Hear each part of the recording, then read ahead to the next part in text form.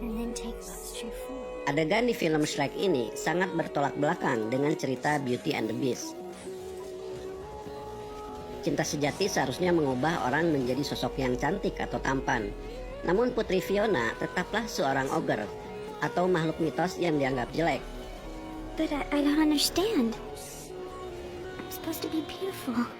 Pada masanya, film ini dianggap berani karena menentang realitas sosial yang telah dibangun oleh cerita-cerita Disney selama puluhan tahun. Realita tersebut menetapkan bahwa seorang putri haruslah cantik dan pangeran haruslah tampan, dan kebahagiaan abadi identik dengan penampilan fisik. Ogres don't live happily ever after. Film ini mempertanyakan realitas sosial. Apakah orang cantik dan ganteng saja yang bisa bahagia? Nah, dalam buku The Social Construction of Reality, karya Peter L. Beger dan Thomas Luhmann, yang pernah kita bahas di episode realitas sosial pertama, bahwa sebenarnya kenyataan atau realita juga dibuat dari kesepakatan masyarakat di sekitar kita. Menariknya, buku ini juga membahas tentang identitas diri, di mana siapa diri kalian juga ditentukan oleh kesepakatan masyarakat di sekitar kalian. Kesepakatan itu kemudian dilegitimasi pada karakteristik tertentu. Misalnya di film Shrek tadi. Identitas sosialmu adalah seseorang yang cantik jika kamu berhidung mancung, kurus, dan berkulit putih. I'm a princess, and this is not how a princess is meant to look. The moral of the movie is accepting yourself and loving yourself for who you are. Atau bisa juga dalam hal kecerdasan. Misalnya hasil tes IQ. His IQ is 75. Skor di tes ini seolah disepakati beberapa kalangan sebagai penentu identitas orang cerdas dan orang bodoh. Kadang juga dianggap sebagai penentu kesuksesan. Film yang berjudul Forrest Gump ini coba melawan konstruksi sosial itu. We were sitting next to a millionaire. Look, I'm not the one with the problem, okay? It's the world that seems to have a problem with me. They judge me before they even know me. Walau film-film ini menggambarkan bahwa seseorang bisa menjadi diri sendiri dan melawan identitas yang diberikan masyarakat, tapi di dunia nyata, melawan realitas sosial itu tidak pernah mudah. Banyak di antara kita yang terus berpegang teguh pada identitas sosialnya, bahkan berusaha keras dan menghalalkan segala cara untuk mencapai standar realitas sosial itu. A cute button nose? Pertanyaannya sekarang, bisakah kita mengendalikan identitas diri kita sendiri hingga melawan kesepakatan masyarakat di dunia nyata? Bisakah ogre seperti ini kita sebut cantik? But you are beautiful. Bisakah IQ rendah kita sebut pintar? You're a goddamn genius. Atau jangan-jangan semua itu hanyalah sekedar cerita fiksi? I'm not a smart man, but I know what love is. You think that Shrek is your true love? Well, yes.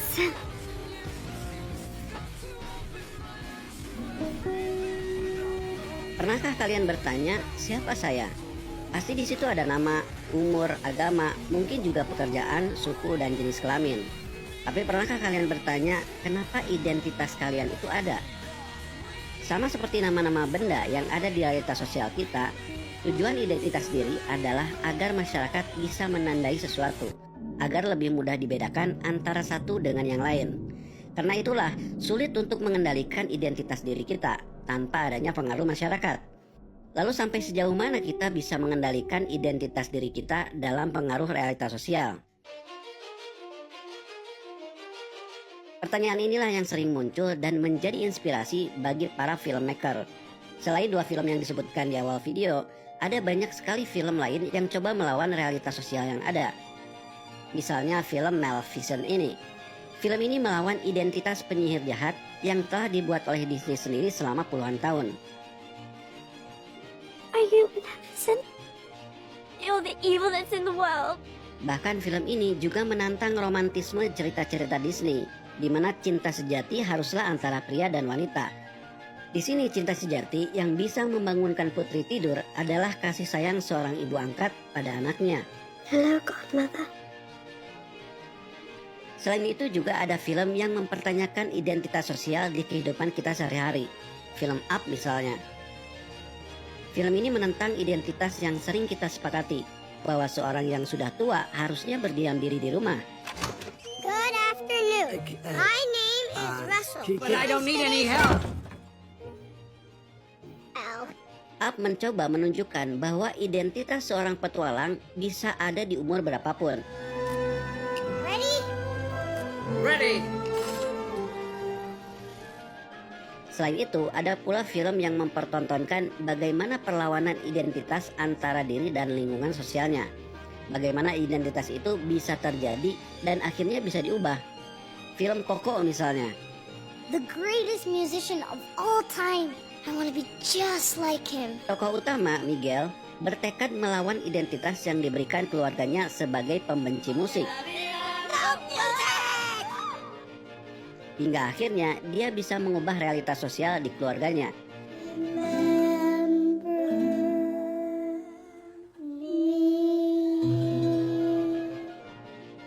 Tak hanya keluarga, mengubah realitas sosial juga mungkin dilakukan dalam lingkup sosial yang lebih luas. Misalnya dalam film How to Train Your Dragon. Which means you walk like us, you talk like us, you think like us. Karakter utama, Hiccup, berhasil mengubah identitas seluruh masyarakat di sekitarnya. Dari suku yang suka memburu naga menjadi suku yang memelihara naga. While other places may have ponies or puppies, we have dragons. Tapi mengubah realitas sosial memang tak semudah itu. Banyak di antara kita yang mengikuti saja apa yang sudah ada. Wiping out dragons is why we're here. It's why the best of our tribes came together. Because yes, dragons are as bad as we think. Selain itu, banyak pula yang memilih lari dari realitas sosial itu. That's what family's supposed to do. Support you. But you never will. Karena pada dasarnya, hampir setiap orang selalu punya keinginan untuk mencari identitas diri mereka sendiri. Seperti dalam film The Truman Show ini, yang coba menunjukkan bagaimana pencarian identitas yang otentik akan terus ada. Setelah 30 tahun, Truman akhirnya sadar pada realitas sosial palsunya, di mana seumur hidupnya dia hanya berada di dalam sebuah acara televisi. Dia akhirnya memilih keluar untuk mencari identitasnya sendiri. Somebody said to me that, are you against television? Yes. It's not the point. The point is, what is it doing to you if you watch too much of it and if you believe it, particularly the news. Nah, itu kalau dari sudut pandang film. Lalu bagaimana kalau dilihat dari sudut pandang sains? What exactly am I? Asks a question of identity. What is it that makes you, you? Pemikiran tentang identitas diri yang melawan identitas sosial juga ada sejak lama yang ada di berbagai bidang, terutama di bidang psikologi. Seperti pembahasan tentang self-concept, teori identitas sosial, atau locus of control. Salah satu pemikiran yang fundamental adalah dari Carl Gustav Jung. Dialah pakar yang memperkenalkan istilah ekstrovert dan introvert lewat bukunya Psychological Type atau jenis-jenis psikologi di tahun 1921, lebih dari 1 abad yang lalu. Carl Jung juga berpendapat bahwa di dalam diri kita ada identitas bawah sadar yang tersembunyi, sebuah diri sejati yang berbeda dari topeng yang kita tunjukkan ke dunia. Jung said, okay, that's what society tells you, that's what's expected of you, but what do you think? How do you feel? Salah satu yang membentuk identitas bawah sadar ini adalah emosi atau keadaan dan reaksi psikologis seperti kegembiraan, kesedihan, keharuan, kecintaan, keberanian yang sifatnya subjektif. Our transient emotions transform how we perceive the world. Emotions guide our memories, the reconstruction of the past. Nah, salah seorang pakar psikologi yang fokus pada emosi manusia, terutama hubungannya dengan kehidupan sosial adalah Dacher Keltner, profesor psikologi asal Amerika yang pernah menjadi konsultan sains Inside Out. Sesuai dengan judulnya, film ini coba menggambarkan bagaimana identitas bisa dibentuk dari dalam atau inside, melalui emosi kita sendiri, dan dari luar atau out, yaitu lingkungan sosial. Nah, di film Inside Out 1, Keltner menggunakan teori emosi dasar yang meyakini ada emosi-emosi bawaan yang universal pada diri kita semua. And that really draws upon a science, which is that it's called temperament. Young people come into the world given their genetics and their family history and their attachment patterns and their culture, and they have an emotion profile that is organized and centered upon one or a couple of emotions. And that's how we are as people. We have these defining emotions that guide our lives. Namun di film Inside Out 2, fokus ceritanya berubah. Ketika Riley beranjak remaja, dunia sosialnya menjadi lebih besar. Dan disinilah ditunjukkan bahwa identitas diri tidak lagi hanya milik kita. Pengaruh sosial muncul karena kita mulai bertemu individu-individu baru. Nah, ketika bertemu individu baru, secara otomatis otak kita akan mencoba mencocokkan mereka dengan kategori yang ada di memori kita. Disinilah secara alamiah muncul yang disebut stereotype atau menyamaratakan seorang individu dengan kategori yang ada di memori kita. Asians, they act like, travel efficiently, and they got a thing for slip-on shoes, God love them. That's racist. I'm like my mother, I stereotype. It's faster. You have to think about social cognition as a predictive thing, right? So I'm trying to predict what the other people around me are going to do. If I don't know you, then I'm probably going to use some type of stereotype, some type of heuristic, right? You fit into that group. Ketika stereotype bertemu dengan emosi yang berlebihan, seperti ketakutan atau fear, ini bisa menciptakan prasangka negatif. Kita jadi melihat perbedaan sebagai ancaman. And fear is a huge driver and a learned response towards prejudicial behavior. Prejudice atau prasangka negatif inilah yang jadi dasar dari diskriminasi pada warna kulit tertentu atau rasisme. Di zaman dulu, sikap itu dilegitimasi oleh orang-orang kulit putih, sehingga semua orang kulit hitam diberi identitas sebagai budak. I don't want to hear a word out of none of you. Inilah salah satu rasisme yang berlangsung selama berabad-abad. Di sepanjang sejarah manusia, entah berapa banyak korban nyawa karena kekejamannya. Karena kesadaran yang terus dibangun di zaman ini, sikap rasis sudah berkurang dan dianggap sudah tidak relevan. Most of us don't respond violently, for example, to someone just because they look different from us. Not anymore, because we have this frontal cortex that can overcome and override that response. Walau begitu, masalah diskriminasi berdasarkan penampilan fisik masih saja terjadi hingga hari ini. Seperti ketika kita membedakan perlakuan antara orang cantik dan orang jelek. Karena media sering menjadikan orang jelek sebagai pemeran antagonis atau penjahat, tanpa kalian sadari, kebiasaan itu membentuk bias di otak kalian dalam menilai seseorang. Kalian mungkin melihatnya sebagai hal yang wajar-wajar saja, namun pada dasarnya merendahkan orang lain hanya berdasarkan penampilan fisik semata tak ada bedanya dengan rasisme. People take one look at me and go, "Ah, help, run! A big, stupid, ugly ogre." They judge me before they even know me. We need to understand these kinds of implicit biases if we're to overcome them and aim for a society in which we treat people fairly based on their behavior and not on the happenstance of their looks. Sikap ini juga sebenarnya tak hanya merugikan kehidupan sosial, tapi juga bagi diri kita sendiri sebagai sebuah identitas, terutama pada wanita. Why do we as women feel so much pressure to be beautiful? And why is the standard of what is considered beautiful so incredibly specific and narrow? Naomi Wolf lewat bukunya menyatakan bahwa selama berabad-abad lamanya, citra kecantikan digunakan untuk menekan perempuan. Wanita dianggap hanya sebagai properti yang nilainya di masyarakat sangat dipengaruhi oleh kecantikannya. Walau kini wanita sudah bisa berkarir dan tak hanya mengandalkan kecantikannya, tapi para wanita tetap sering dihakimi masyarakat dari standar kecantikan yang seringkali sempit dan tidak realistis. Ditambah lagi dengan uang miliaran dolar yang beredar di industri kecantikan, pengusaha, media, dan marketer sepertinya ingin terus mempertahankan realitas sosial ini. No wonder the beauty industry is a $528.6 billion business. There are a lot of people who benefit financially from making sure that women are always chasing unreachable beauty ideals.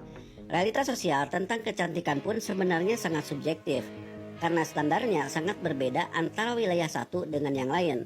Misalnya beberapa kalangan masyarakat, terutama di barat, menganggap kulit gelap lebih cantik. Sedangkan di Indonesia atau di daerah lain di Asia, cantik adalah berkulit putih. Perbedaan akan standar kecantikan pun berbeda di tiap zamannya. Di zaman dulu, standar cantik bahkan sangat spesifik. Black hair and a round face, her shoulders large and of a good breadth, a fine plump and smooth neck, hard breasts that hang not down but support themselves like ivory apples. Seperti yang pernah kita bahas di video realitas sosial pertama, realitas sosial subjektif seringkali bertentangan dengan realitas sosial objektif. Penilaian subjektif dari gengsi dan rasa iri seringkali bertentangan dengan keseimbangan keuangan kita yang lebih objektif. Nah, dalam hal penampilan, seringkali demi dibilang cantik, wanita seringkali lupa pada kondisi keuangan atau kondisi fisik mereka. Contohnya saat wanita memaksakan diri untuk kurus hingga lupa pada kondisi kesehatan yang lebih objektif. I live on a diet. Menurut Dr. Lexi Kite dan Dr. Lindsay Kite, dalam bukunya More Than a Body, sebenarnya sah-sah saja bagi kalian yang ingin berpenampilan cantik atau keren. Karena pada dasarnya, make up adalah ekspresi diri dan seni yang sudah ada sejak zaman dulu. Namun memaksakan diri pada standar kecantikan tertentu yang sangat tidak realistis, itulah yang dianggapnya salah. The goal isn't to never think about your body. The goal is to be able to flex your muscles for body image resilience to become stronger so that things don't hurt so bad. Buku ini juga menyarankan agar melihat tubuh kita bukan sebagai ornamen atau hiasan, tapi sebagai instrumen. Maksudnya adalah kita harus menghargai tubuh kita bukan atas penampilannya, tapi atas kemampuannya. Salah satu bagian tubuh kita yang harus kita hargai atas kemampuannya adalah otak atau kecerdasan. Sama halnya dengan kecantikan, kecerdasan juga punya standar sendiri. Hasil tes IQ misalnya. Do IQ exams do that? You probably need 120 points of IQ. Don't know my IQ. IQ. Low IQ individual. People who boast about their IQ are losers. Nilai dalam bentuk angka-angka ini memang ditunjukkan dengan cara yang lebih objektif. Tapi sejarah menunjukkan bahwa penggunaannya seringkali subjektif dan kejam. Pada awal abad ke-20, tes IQ disalahgunakan untuk mendukung gerakan eugenika. Gerakan yang menggunakan sains palsu untuk membuktikan bahwa kelompok ras atau etnis tertentu secara genetik lebih unggul. Di zaman dulu, tes dibuat dalam bahasa Inggris. Tentu saja tes itu jadi lebih sulit bagi para pendatang yang bahasa ibunya bukan bahasa Inggris. Akhirnya, hasil tes ini dijadikan alat untuk memaksa ribuan orang, terutama imigran, agar dibuat mandul atau disterilisasi paksa agar tidak melahirkan generasi baru yang dianggap bodoh. Parahnya, gerakan eugenika juga menginspirasi Nazi untuk merasa berhak membantai ras dengan kecerdasan yang dianggap rendah. IQ tests are always an accurate measure of intelligence. So, this is false. Neither of us were born being doctors, right? We had to learn and develop those skills under many years of training. Standar IQ ini sebenarnya ditentang banyak pihak. Salah satunya film berjudul Forrest Gump. His IQ 75. Film terbaik Oscar tahun 1995 ini mencoba menunjukkan bahwa IQ rendah pun sebenarnya bisa berguna di masyarakat, bahkan bisa menjadi sukses. Namun yang paling ditekankan dalam film ini adalah bahwa kerja keras, ketulusan, dan kejujuran adalah kunci dalam kehidupan sosial, bukan hanya sekedar kepintaran. And then there's this moment where he looks at little Forrest and he puts together that this is his son. And like for the first time in the movie, you really start to see Forrest break down and cry and then he looks at her and he goes, is he like me? And he's afraid. But in that moment, they're telling you like, oh no, he knows exactly who he is. And he's known exactly why everybody treats him like garbage. And he loves them anyway. And I was like, oh my God, I couldn't stop crying because I wanted him to be real. I wanted there to be an example of such a wonderful human being. Isn't he beautiful? It's the most beautiful thing I've ever seen. Selain IQ, nilai sekolah juga sering menjadi standar kecerdasan. Nilai di sekolah juga sering dijadikan tolak ukur untuk memberi identitas murid bodoh dan murid pintar di sekolahnya. Padahal sekolah harusnya jadi tempat untuk berproses dan berkembang. Demi realitas sosial agar disebut pintar, lulus, atau gelar pendidikan, kita mencontek bahkan menyewa joki tanpa membuat otak kita memahami apapun. In one study, after a failure on a test, they said they'd cheat next time instead of study more. In another study, they found someone who did worse than they did so they could feel better. And in many studies, we found they run from difficulty. Seperti film Coco, ada kalanya seseorang memilih untuk lari dari realitas sosial mereka dan memilih realita yang lebih menghargai mereka sebagai individu.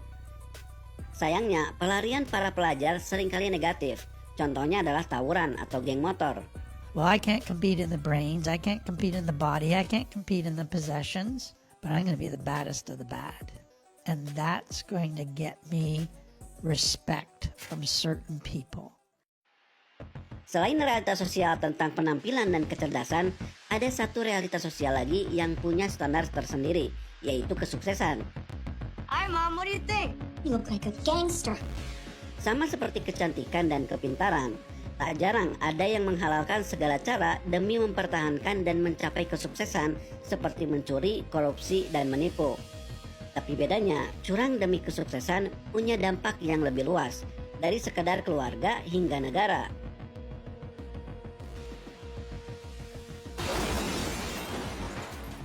Tapi agar video ini tidak terlalu panjang, kita akan membahasnya di episode yang lain. We ran everything.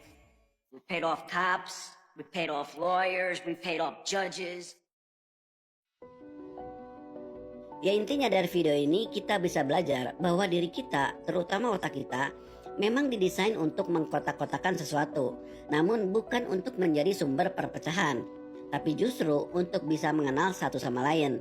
Karena menurut penelitian, dengan tahu sedikit saja informasi tentang orang lain, rasa takut akan hilang. Show them a quick picture of the face and just mention maybe 20 or 30 seconds worth of information about that person. It was a face again. So a very small amount of familiarity really changed the way people looked about this. Membandingkan diri dengan orang lain memang sulit dihindari, tapi tak perlu berlebihan. Karena emosi yang subjektif, jika itu dipaksakan, seringkali membuat kita mencari jalan pintas dengan berbohong atau berbuat curang demi sebuah pengakuan. But there's another version of envy, benign envy, where we want what other people have, and then we think, what am I going to do to aspire to that, to achieve that, right? And I work hard. Jika kembali ke pertanyaan di awal video tentang siapa saya, tentu yang tahu adalah diri kita sendiri. Yang jelas, realitas sosial di sekitar kalian pasti mempengaruhinya. Tapi daripada terlalu memikirkan apa yang orang lain pikirkan, lebih baik fokus pada pengembangan diri. Mensyukuri apa yang kalian punya hari ini dan menentukan apa yang hendak kalian raih di masa depan. Lalu membandingkan perkembangannya dari waktu ke waktu.